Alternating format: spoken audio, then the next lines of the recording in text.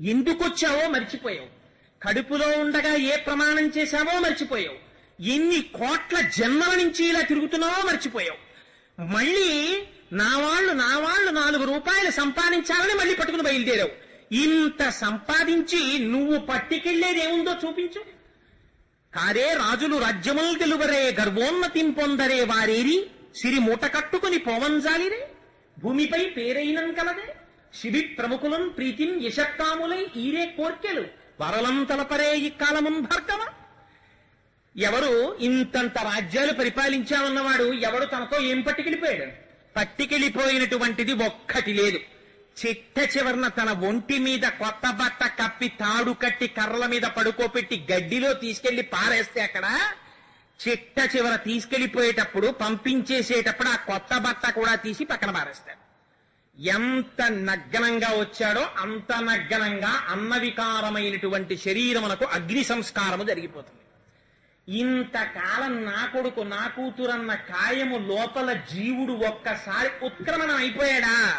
ఆ కొడుకొచ్చి నిలబడ్డా, కోడలొచ్చి నిలబడ్డా, కూతురొచ్చి నిలబడ్డా ఏమర్రా రెప్ప వెయ్యదు, మాట వినదు. మరి దేని గురించి రానికి తాపత్రయం? ఇవన్నీ కాకుండా ఇంకొకటి ఉన్నది అన్న నమ్మకం నీకుందా? నీ ఊపిరి తీయిస్తున్నవాడెవరు? నువ్వు తిన్న అన్నాన్ని జీర్ణం చేస్తున్నవాడెవరు? నీ కంటికి చూపుగా నిలబడి చూపిస్తున్నవాడెవడు? నీలో తృప్తిగా భాషిస్తున్నవాడెవరు? వాడెవరో ఎప్పుడైనా ఆలోచించావా? వాడికి ఒక నమస్కారం చేద్దామని ప్రయత్నం చేశావా? పోని ఏదీ చెయ్యలేకపోతే కనీసం వాడి నామం పలుకుదామని ఆలోచించావా? భగవంతుడి నామం చెప్పడానికి మాత్రం నీకు ఓపిక లేదు. నీకు డుక్రుంకరని సూత్రాలు ఇంకా ఈ వయస్సులో కావలసి వచ్చేయరా నీకు? ఇది ఒక బ్రాహ్మణుడు అంటున్నారా? సమస్త జగత్తును అడుగుతున్నారా శంకరాచార్యులు వారి మాట? అందుకని భజ గోవిందం భజ గోవిందం గోవిందం భజ మూఢమతే. అంత కోపంలో శంకరాచార్యులు వారి నోటి వెంట ఎటువంటి మాట పడిందో చూడండి. గోవింద గోవింద గోవింద అన్రా, మూఢమతే సంప్రాప్తే సన్నిహితే కాలే నహి నహి రక్షతి డుక్రుంకరని. సంప్రాప్తే వచ్చేస్తోంది కాలం.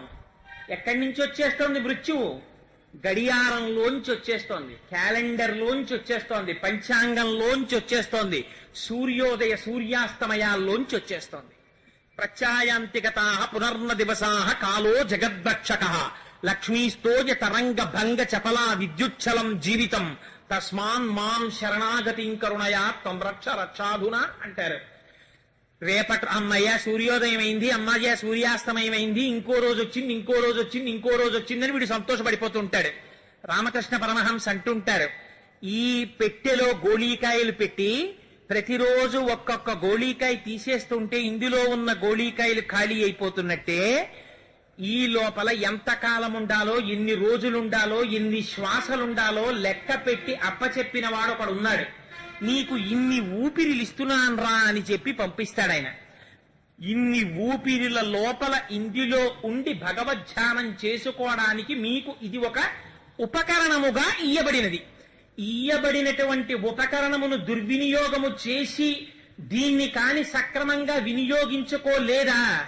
ఆ తర్వాత ఇందులోంచి ఒక్కసారి ఆ ఊపిరిలు ఎవరు లెక్క పెడతారు? మనతో ఉన్న వాళ్ళు ఎవ్వరూ లెక్క పెట్టరు. లోపల కూర్చున్న వాడికి ఒక్కడికే తెలుసు, వాడొక్కడే లెక్క పెడుతుంటాడు. ఇన్నైపోయాయని వాడికి తెలుసు ఎన్ని ఊపిర్లు తర్వాత అయిపోతోందో లెక్క. ఖచ్చితంగా అన్నో ఊపిరి అయిపోగానే వాడు నిర్దాక్షిణ్యంగా సింహాసనం నుంచి దిగిపోయి ఉత్తరీయం పైన వేసుకుని బయటికి వెళ్ళిపోతాడు. వాడు వెళ్ళిపోయాడా, వాడి వెనకాతల జీవుడు వెళ్ళిపోతాడు. పతిం విశ్వస్యాస్మేశ్వరగం శాశ్వతగం శివమచ్యుతం. వాడొక్కసారి వెళ్ళిపోయాడా దేహం కింద పడిపోతుంది. అప్పటి వరకు కాలు తగిలితే నమస్కారం చేసిన కొడుకు మా నాన్నగారు వెళ్ళిపోయారంటాడు. వెళ్ళిపోయారని తీసుకొచ్చి కొత్త కర్రలకేసి కట్టి పట్టికెళ్ళి అవతల పారేస్తున్నాడు. పారేస్తుంటే ఇంకెక్కడుందిరా జీవితం? ఎంతకాలం బ్రతుకుతావో చెప్పు చూస్తాను. ఎంత డబ్బు సంపాదించాలి ప్రణాళిక ఉంది. పిల్లలకి పెళ్లి చెయ్యడానికి ఎన్ని సంవత్సరాల పాటు డబ్బు దాస్తే నెలకి ఇంత అని చెప్పున పెళ్లికి కావలసినటువంటి ద్రవ్యం సమకూడుతుందో ప్రణాళిక ఉంది. ఇన్నింటికి ప్రణాళికలు వేస్తున్నావే, నువ్వెంతకాలం ఉంటావో నీకు ప్రణాళిక ఉందా? నీకు తెలుసా? తెలియదే.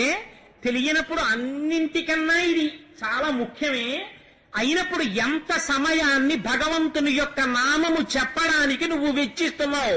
ప్రయత్నపూర్వకంగా మిగిలినటువంటి సమయమంతా కుటుంబానికి ఇస్తే వాళ్ళు నీతో వచ్చేది లేదు. కాయము వీడి జీవుడతి కంపిత చిత్తత నెగుచుండ. వాడు వెళ్ళిపోతున్నప్పుడు ఒక్కళ్ళు రారు వెనకాతల. వచ్చేది ఏదైనా ఉంటే తన పుణ్యమే తనతో వస్తుంది. నీ పుణ్యం నువ్వు లెక్క పెట్టకుండా ఎవరిని భగవంతుడి నామం చెప్పడానికి ఎంత సమయాన్ని ఉపయోగిస్తున్నావు? ఇది శంకరాచార్యుల వారి ప్రశ్న. నహి నహి రక్షతి డుక్రూంకరణి.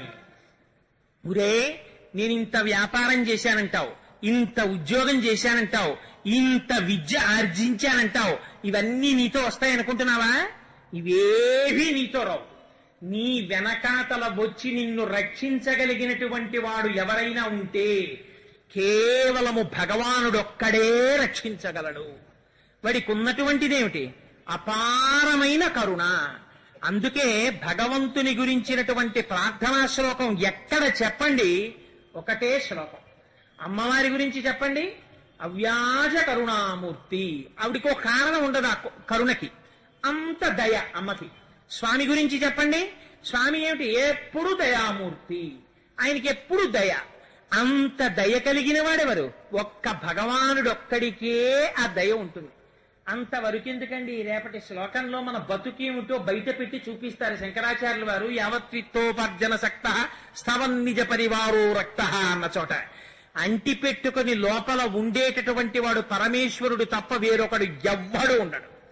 ఎవడి పని తీరిన తరువాత వాడు వెళ్ళిపోతాడు. కొడుకైనా అంతే, కూతురైనా అంతే, అల్లుడైనా అంతే, భార్య అయినా అంతే, ఎవరైనా అంతే.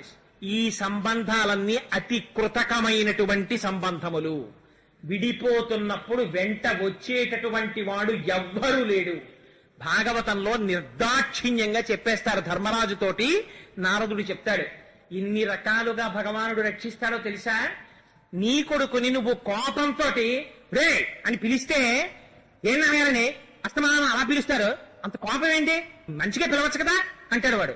నువ్వు కన్న కొడుకు, నువ్వు డబ్బు పెట్టి పోషిస్తే పెరిగిన కొడుకు, నీ రక్తాన్ని చెమటగా మార్చి నువ్వు ధనం సంపాదించి పెంచితే పెరిగినటువంటి కొడుకు 4 మాటలు కోపంగా పిలిచి చూడు.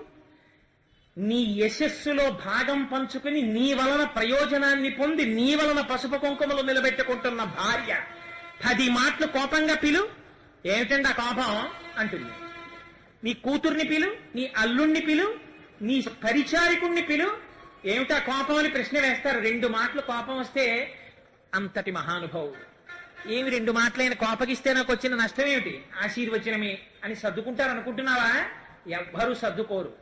ఒక్క భగవానుడికి మాత్రం ఉన్న రహస్యం ఏమిటో తెలుసా? కామోత్కంఠత గోపికల్. గోపికలు ఎలా ప్రేమించారో తెలుసా? పరమేశ్వరుణ్ణి కేవల కామంతో మోహించారు. అయినా ఇచ్చేశాడా లేదా? భగవానుడు మోక్షం ఇచ్చేశాడు.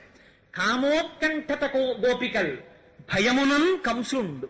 కంసుడేం ప్రేమతో కృష్ణుడినేం తలుచుకోలేదు.